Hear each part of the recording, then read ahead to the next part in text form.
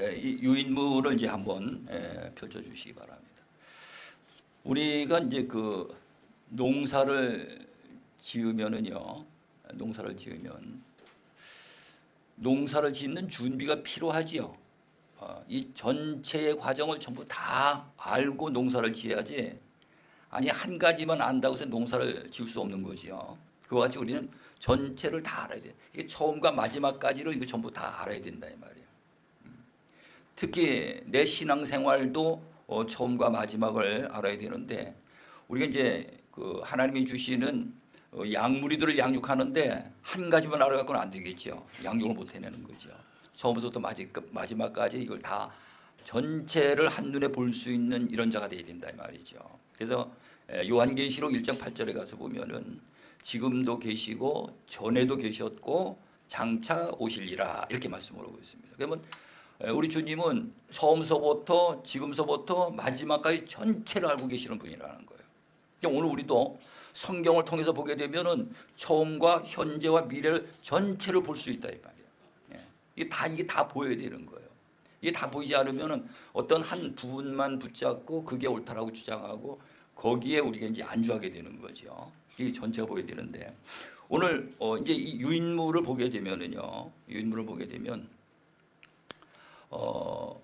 예수님이 오셔가지고 하신 그 일들을 오셔가지고 승천하실 때까지 그 행하신 모든 일들을 보게 되면은 그 발자취를 보게 되면 하나하나 그 걸어가신 그 어떤 그 단계가 있는 걸 볼 수가 있습니다.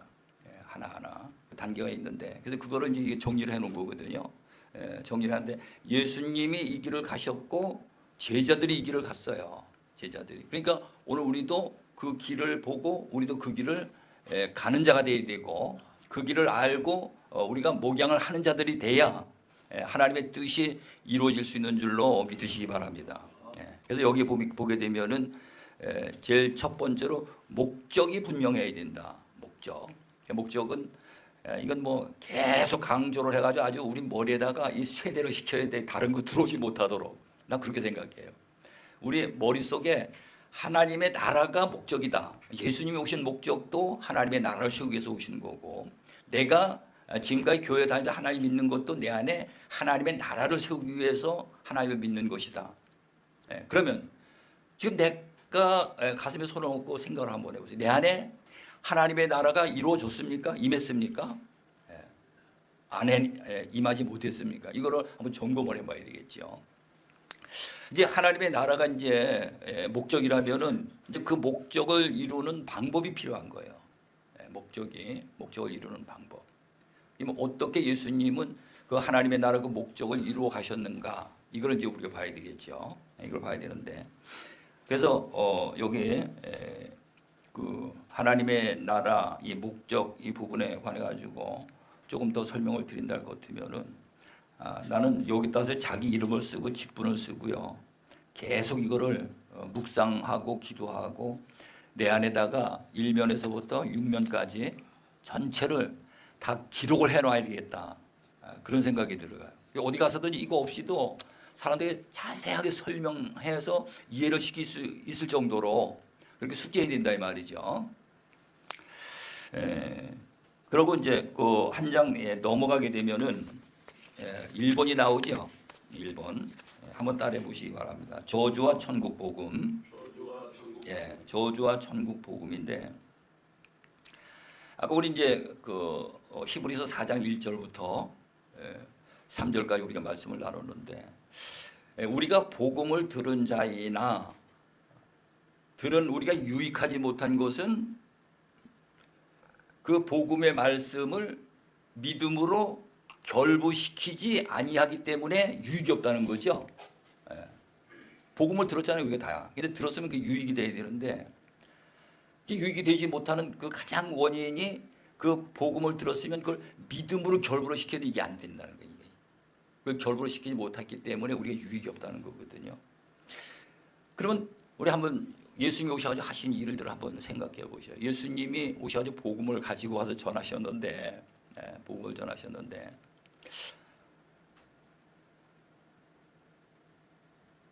그 부요하고 권세가 있고 어떤 명예가 있고 이런 자들에게 가서 그 복음을 전하신 게 아니고요. 가장 어렵고 힘들고 지푸라기라도 잡으려는 이런 심정을 가진 자들, 예, 굉장히 어려운 자들, 이런 자들을 찾아다니시면서 이제 복음을 전하신 것을 볼 수가 있습니다. 그래서 이제 여기 이제 이래 보게 되면은 예수님이 전하시는 회개와 천국 복음 이렇게 돼 있는데, 천국 복음을 듣는 자는 고통 중에 소망과 믿음이 생긴다 이렇게 돼 있죠. 그러면 복음이 우리에게 들려지면은 우리에게 뭐가 생겨집니까? 복음을 우리 듣잖아요, 그죠? 들으면 내 안에서 어떤 변화가 일어나느냐고요. 믿음이 먼저가 아니에요. 아니에요. 그러니까 이게 체험을 해봐야 돼. 체험을 안 해보니까 이게 안 되는 거예요, 정리가. 복음이 뭡니까? 복음 자체를 이해를 해야 되겠죠. 복음 자체를 이해해야 돼. 복음. 여기 왜 저주가 먼저 나왔는가 하면은, 저주가요, 이 세상에 있는 사람들은 전부 다 저주 아래 있어요. 예. 하나님과의 약속을 지키지 못한 것이 죄지요. 예. 그 죄인데 그 죄를 짓고 에덴동에 쫓겨났기 때문에 죄인들에겐 저주가 전부 다 저주를 안고 살아가게 돼 있어요. 그래서 신명기 28장 15절부터 68절까지 보면은 거기에 우리 삶 속에 있는 모든 저주들이 전부 다 기록이 돼 있어요. 그 저주들이. 그 우리가 하나님을 믿으면서 우리가 이 세상에 이제 살면서 이제 어려운 문제들이 생겨지잖아요, 그러죠. 어려운 일이 안 풀리고 막 어려운 일들이 있는데, 이것을 우리는 자꾸 세상 속에서 이 문제를 해결하려고 접근을 하거든요. 그러니까 이 복음이 잘 안 들려진 거죠. 예. 우리 세상 가운데 이 문제를 해결하려고 접근하는 게 아니고 하나님에게 가서 이 문제를 해결하려고 이렇게 접근해야 되는 건데, 그래서 이 저주 아래서 가장 고통, 이제 쉽게 얘기하면 마가복음 25장, 마가복음 5장 25절에 가서 보면 12의 혈류병 앓던 여인이 나와요. 그 여인이 나오는데 12회를 혈류병을 앓았으니까는 병원에 가봤겠어요, 안 가봤겠어요? 의사도 찾아다녀 보고요. 온 사방 다 찾아다니면서 했는데 거기에 나온 걸 보면은 많은 의사들에게 시달림을 받고 가지고 있는 것을 다 허비하였더니 병은 더 중차하게 되었더라. 그런 자들이 복음이 들려진다는 거예요. 이해가시죠? 예. 땅에서 해결할 수 없으니까 이제 막막하잖아. 둘째 아들도 비유를 보면은요, 그가 조금이라도 돈이 있을 때는 아버지 집이 생각이 안 났다니까. 근데 대죄 주염 열매를 가지고 배를 채우려고 해도 누가 주는 사람이 없는 거예요. 아주 이제는 굶어 죽을 수밖에 없는 지경에 이른 거죠. 그 자에게 복음이 들려니까 아버지 집에는 품꾼도 양식이 많은데 이게 복음이거든요. 오늘 우리가 교회 다니면서 복음을 들은 것 같은데 실제는 다 스쳐간 거죠. 그 복음이 들어와서 내게 유익이 돼야 되는데. 그러면 그 복음이라는 것이 내가 안고 있는 그 문제를 해결할 수 있는 소망이 생기겠죠. 그 복음을 들으면. 아멘. 믿음이 먼저 생기는 게 소망이 먼저 생긴다니까요. 소망이 생기니까 내가 계시하게 돼 있는 거죠. 12의 혈유병 앓던 여인이 그 많은 사람들이 운집하고 있는데 거기를 막 비비젓고 들어가서 예수님의 옷자락만 만지면은 나을 것 같다. 그게 소망이 있기 때문에 그렇게 한 거죠. 아멘. 복음이 들어 우리에게 소망을, 그 문제를 해결할 수 있는 방법을 가르쳐 주기 때문에 내 안에 소망이 생긴다는 거예요. 소망.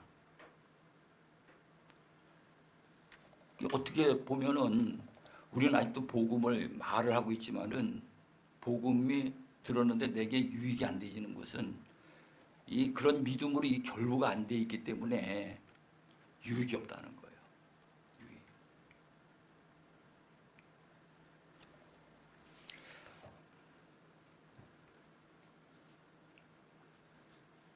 그래서 이제 그 복음을 들은 자들은 예수님을 만나가지고 문제가 다 해결됐지요.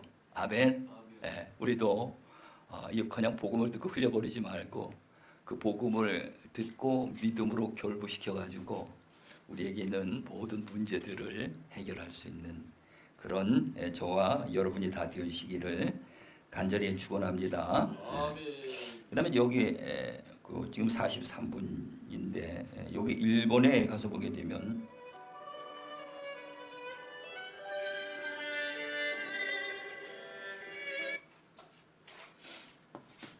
일본에 가서 보게 되면은 저주와 복음이란 거기를 보니까 저주와 복음이란 그리고 소망과 믿음이 생긴다 이렇게 돼 있죠.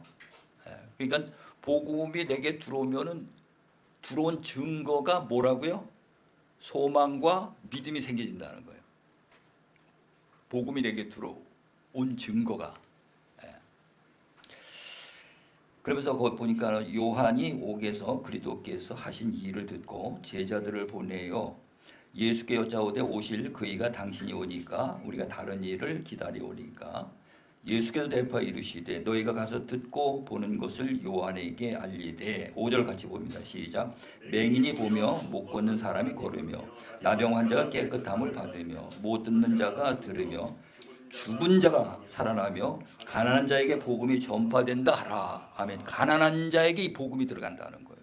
부유한 자는 안 들어간다는 거예요. 그리고 이 복음의 효력이 죽은 자까지 살린다는 거예요. 아멘. 네, 죽은 자까지 살린다는 거예요. 예. 이 복음이 이게 복음이다 이 말. 그러니까 오늘 우리 아직 죽지는 않았잖아요, 그러죠? 영적으로 죽어 있는데. 이게 복음이 들으면 예수님이 와서 복음을 와서 전하셨는데 이 복음을 전하면은 복음을 들은 증거가 두 가지가 나타난다 그랬죠. 이런 걸 우리가 잘 잡아야 돼요. 첫 번째 소망이 생기는 거예요. 두 번째는 소망이 있으면은요 목숨 걸고 하게 돼 있어요. 우리 사업을 해도 돈이 벌리는 게 보여 그 소망이 있게 되면은 목숨 걸고 그거 하죠. 이게 우리가 안고 있는 문제도 예수님이 전해주신 그 복음을 듣고 야 내가 세상에 다 해봤는데 안 되지만 저거는 돼. 이 소망이 생기면은 목숨 걸고 그거 한다니까요. 열두의 혈입병 앓던 여인과 같이. 이 복음이 이렇게 중요한 거예요. 근데 오늘 우리 복음을 듣고 그냥 다 흘려보내고 내가 가지고 있는 문제는 세상 방법으로 문제를 해결하고 이렇게 돼버리니까 우리가 하나님을 믿어도 우리에게 유익이 안 온다는 거예요. 우리 목회자는 이거를 짚어가지고 내가 이거를 이루는 삶을 살고 성도들에게 이것을 적용해서 그들이 그 저주 아래서 벗어날 수 있도록 만들어주는 것이 양육이고 우리의 사역인 줄로 믿으시기 바랍니다. 그 다음에 이제 두 번째로 복음을 들은 자, 이렇게 복음을 들은 자. 복음을 들은 자는 이제 믿음으로 이제 그 일을 행한다는데 그게 이제 말씀에 의지해서 하는 거거든요. 말씀에 의지해 가지고 우리 그 같이 한번 읽어봅니다. 시작. 베드로가 여짜와 이르되 보소서 우리가 모든 것을 버리고 주를 따랐나이다. 예수께서 이르시되 내가 진실로 너에게 이르노니 나와 복음을 위하여 집이나 형제나 자매나 어머니나 아버지나 자식이나 전토를 벌인 자는 현세에 있어 집과 형제와 자매와 어머니와 자식과 전토를 100배나 받되 밖에를 겸하여 받고 내세 영생을 받지 못할 자가 없느니라. 그러나 먼저 된 자로서 나중되고 나중된 자로서 먼저 될 자가 많으니라. 아멘. 제일 첫 번째 우리가 복음을 듣고 해야 될 게 버리는 일이에요. 예? 그 복음을 똑바로 못 받아들였기 때문에 그렇지. 내 안에다가 집을 지면은 내 안에다 집을 지면 만채도 지을 수 있어. 아멘.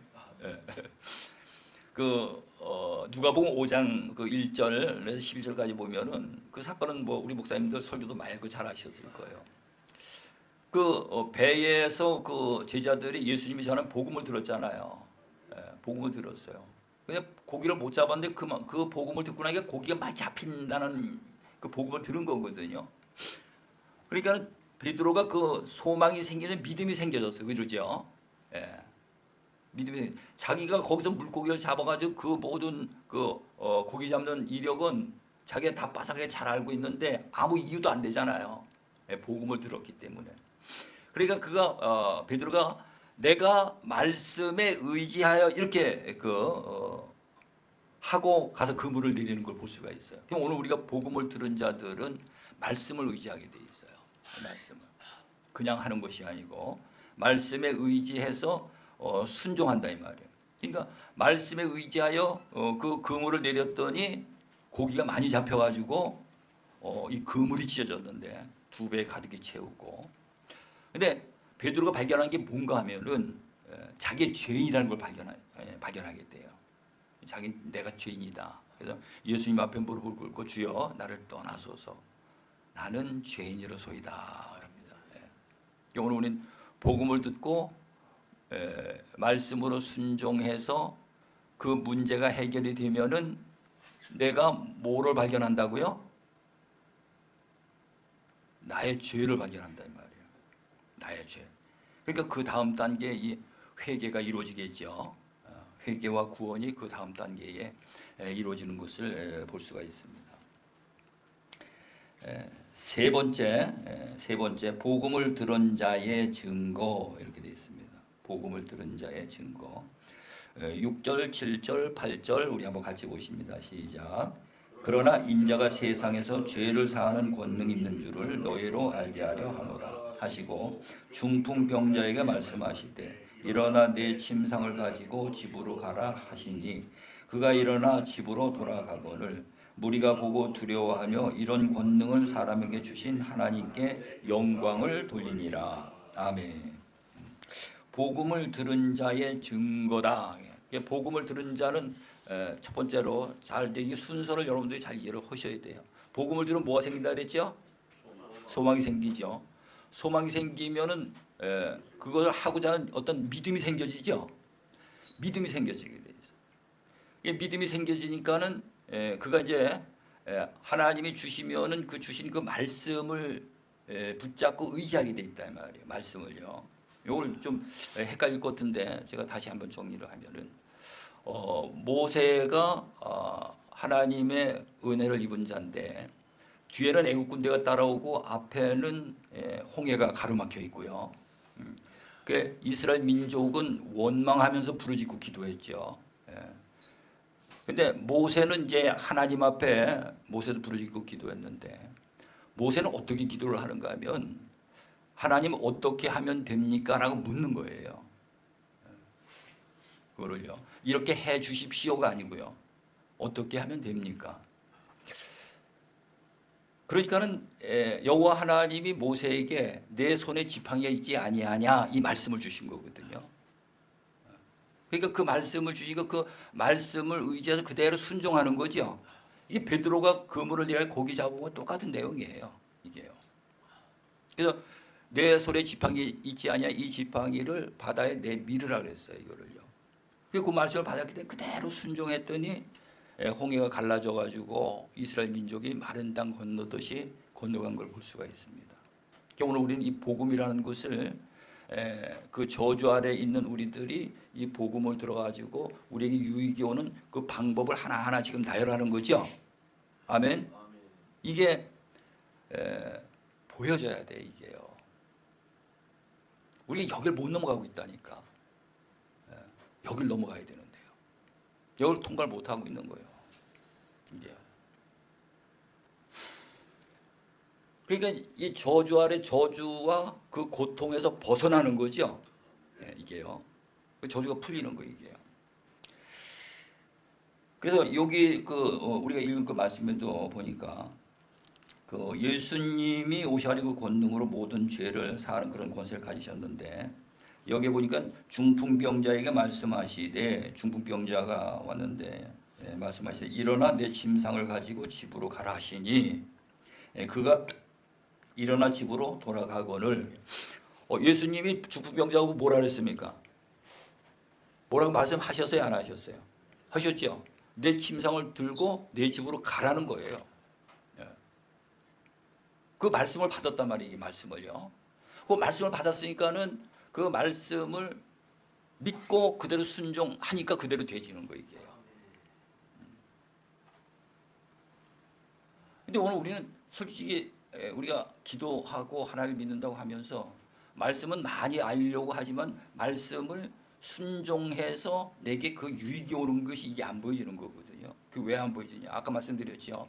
육신의 한계에 갇혀 있고, 첫 번째로는 그 말씀을 순종했을 때 하나님에게로부터 생명이 와지는 게 안 보여지기 때문에. 그러니까 안 되지. 그래서 오늘 그 1번 저주와 천국 복음 이렇게 돼 있는데, 복음은 다시 정리하면 복음은 저주 아래 가장 힘들고 고통받는 자들의 복음이 들려진다. 왜? 시로락이라도 잡으려고 하는 그런 간절한 마음이 있기 때문에. 그들이 그 복음을 들으면, 다시 이제 정리하면, 복음을 들으면 뭐가 생긴다고요? 소망이 생겨요. 소망이 생기면 그 소망을 이루고자 하는 뭐가 생깁니까? 믿음이 생기죠. 네. 그러면 예수님이 뭘 주십니까? 말씀을 주시죠. 네, 말씀을 주시고 말씀에 의지해서 행동으로 옮기면은 그 문제가 해결이 된단 말이죠. 여기까지입니다. 이거 잘 정리하셔가지고요. 오늘 마음판에다 기록하시기 바랍니다. 아멘. 그래서 우리가 복음을 들었으면 내게 유익이 돼야 돼. 유익이 돼야 되고, 우리가 이제 목양을 하는 하나님의 종들이니까 어떤 어려운 문제들을 가지고 왔을 때에 그렇게 해서 그들이 복음을 전해가지고 그 과정을 통해 그 문제가 해결될 수 있도록 그걸 풀어주는 그런 귀한 사역들이 되어지시길 간절히 축원합니다. 기도합니다. 좋으신 아버지 하나님, 오늘도 저주 아래 고통받는 우리들에게 예수님이 이 땅에 오셔서 복음을 가지고 와 전하셔서 그 문제를 해결할 수 있는 법을 우리에게 깨닫게 해주신 것 참으로 감사합니다. 그러나 아버지 하나님, 우리가 아직도 믿음이 없어서 그 복음을 들었으나 믿음으로 그 문제를 해결하지 못한 것 고백합니다. 우리에게 소망을 주시고 믿음을 주시고 말씀을 의지할 수 있는 복된 하나님의 백성들 될 수 있도록 우리 하나님 인도해 주옵소서. 예수님의 이름으로 기도드리옵나이다. 아멘.